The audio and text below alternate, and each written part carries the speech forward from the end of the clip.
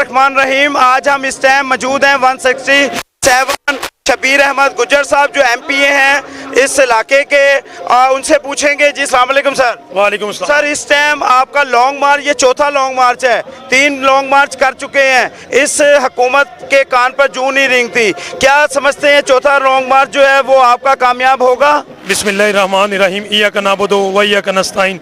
इंशाल्लाह अल्लाह के हुक्म से, अल्लाह के करम से, अवाम की ताकत के साथ इंशाल्लाह ये कामयाब होगा, भरपूर तरीके से कामयाब होगा। ये आप अवाम का जोश और वलवला देख लें कि अवाम कितने जोश में है, कितनी अल्लाह के हुक्म से जिस मकसद के लिए निकल रहे हैं, हकीकी आज़ादी की जंग, इंशाल्लाह हम हकीकी आज़ादी लेकर ही वापस लौटेंगे। यहाँ पर शबीर अहमद गुज्जर साहब का जिस तरह कहना, पुरअज़म होकर एक पूरी आवाम जो है वो जोश से निकल रही है और इनकी ये पुरुमीद है कि इस्लामाबाद पहुँचने से पहले ही जो डिसीज़न है वो इलेक्शन का ले लिया जाएगा और इनका मुतालबा जो है मान लिया जाएगा और हम इंशाल्लाह आपको दिखलाते रहेंगे। प्रोग्राम देखते रहिएगा, हमारे साथ रहिएगा।